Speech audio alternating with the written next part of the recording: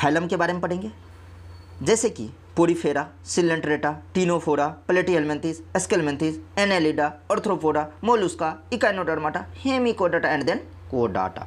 अच्छा, बोलता है एनिमल किंगडम का आप एनसीईआरटी खोल लीजिए, उस पर देखिए लिखा हुआ है, when you look around you will observe different animals with different structures and forms.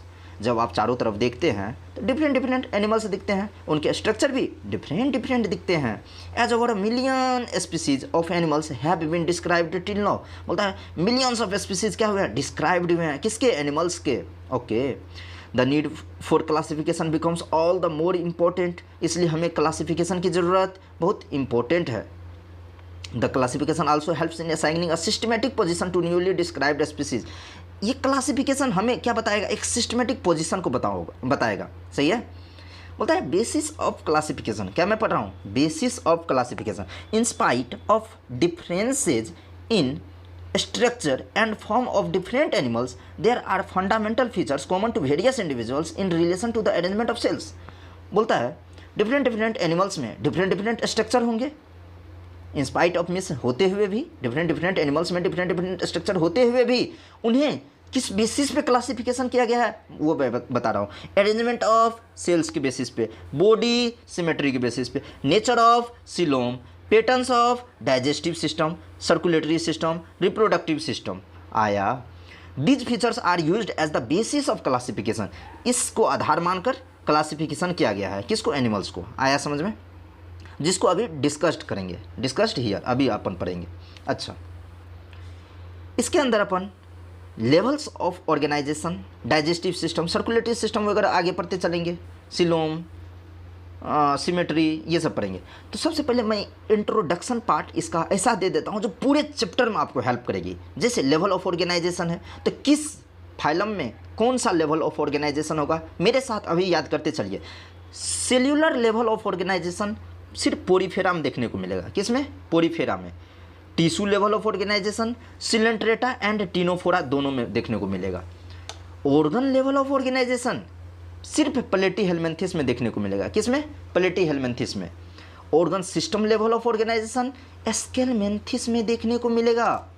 अच्छा, तो भाई इसमें एक, इसमें दो, फिर इसमें एक, इसमें दो, कहने का मतलब पहले क्या है, सिर्फ एक पोरीफेरा है, उनके बाद फिर दो आ गया, उसके बाद वाला सिलेंट्रेटा टीनोफोरा, फिर एक है सिर्फ प्लेटीहेल्मिन्थेस, फिर लास्ट में सारा, कहने का मतलब सारा मतलब एस्केल्मिन्थेस टू कोडाटा। यहाँ एस्केल्मिन्थेस टू कोडाटा है, ये नहीं कि सिर्फ एस्केल्मिन्थेस और कोडाटा। एस्केल्मिन्थेस के बाद जितने भी थे ये सारे, Aschelminthes, Annelida, Arthropoda, Mollusca, Echinodermata, Hemichordata and then कोडाटा, ये सारे आ जाएंगे किसमें, organ system level of organisation में। आया। अच्छा, ये किस में आएगा, बोलना, सेल्यूलर लेवल ऑफ ऑर्गेनाइजेशन में। ये दोनों टिश्यू लेवल ऑफ ऑर्गेनाइजेशन में, सिर्फ ये ऑर्गन लेवल ऑफ ऑर्गेनाइजेशन में, ये सभी organ system level of organisation. आया समझ में, ओके सर।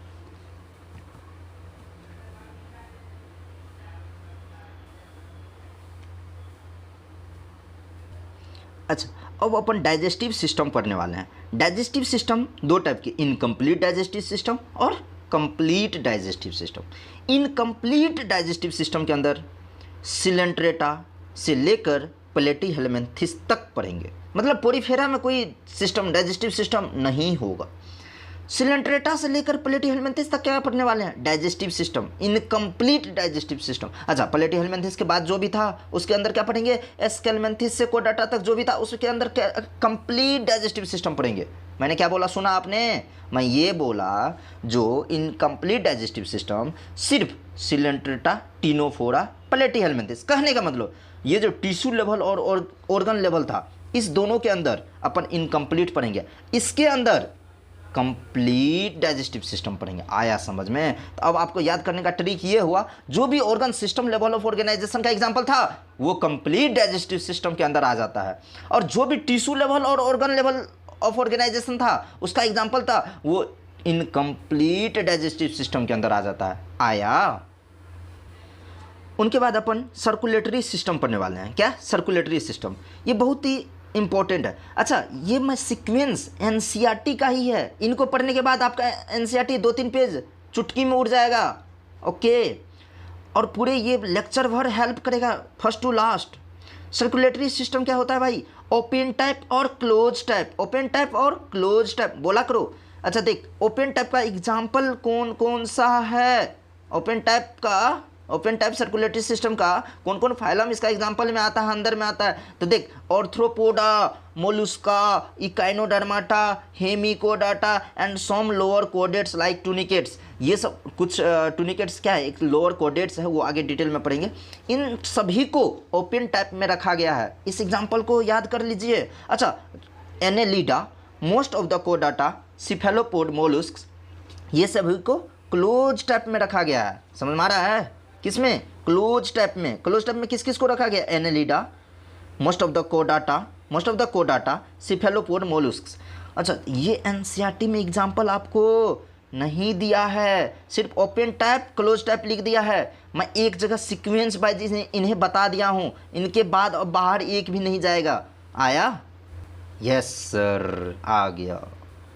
ओके, अब आगे बढ़ते हैं। आगे है कुछ सील एग्रीगेट टाइप। वो किसके अंदर देखने को मिलेगा? स्पॉन्जीज के अंदर। स्पॉन्जी का दूसरा नाम पोरीफेरा भी इन्हें बोला जाता है, कॉमनली कॉल्ड पोरीफेरा है। अच्छा, ब्लाइंड सैक बॉडी टाइप किसके अंदर देखने को मिलेगा? सिलेंट्रेटा से लेकर प्लेटीहेलमिन्थेस तक ब्लाइंड सैक बॉडी टाइप देखने को मिलेगा। भाई इनको एनसीईआरटी इनकम्प्लीट डाइजेस्टिव सिस्टम में रखा गया है। एनसीईआरटी इसको कहाँ रखा है? इनकम्प्लीट डाइजेस्टिव सिस्टम में। आ रही है समझ में? अच्छा, ट्यूब विद इन ट्यूब को इसको कंप्लीट डाइजेस्टिव सिस्टम भी बोलते हैं। स्केलमेंथिस से कोडाटा, अभी आपने पढ़ा था, ये इनकम्प्लीट और कंप्लीट डाइजेस्टिव सिस्टम वही वहां मैंने लिखा है, याद करने की जरूरत नहीं है, यहीं देख लो, वही याद रख लेना है। ओके, अब सिमेट्री पढ़ने वाले हैं। क्या? सिमेट्री। सिमेट्री के अंदर अपन asymmetrical, radial symmetry, bilateral symmetry पढ़ेंगे। सभी एनसीईआरटी में दिया हुआ है, आप बस देखते चलिए और पढ़ते चलिए। एसिमेट्रिकल क्या होता है? ये किसके अंदर देखने को मिलेगा? तो मोस्ट पोरीफेरा के अंदर, स्नेल्स के अंदर एसिमेट्रिकल देखने को मिलेगा। अच्छा, रेडियल सिमेट्री, यहाँ मैंने क्या बोला? मोस्ट पोरीफेरा, तो कुछ कुछ पोरीफेरा बच गया होगा, सम पोरीफेरा के अंदर। अच्छा, सिलेंट्रेटा के अंदर, टीनोफोरा के अंदर, और बहुत बहुत बहुत हज़ार इंपॉर्टेंट मान लीजिए, 5 स्टार। इकाइनोडर्माटा एडल्ट के अंदर, ये इंपॉर्टेंट है, समझ में आ रही है? इकाइनोडर्माटा एडल्ट, इकाइनोडर्माटा के अंदर रेडियल सिमेट्री देखने को मिलेगा। 5 स्टार। आया समझ में? अच्छा, बायलेटरल किसके अंदर देखने को मिलेगा?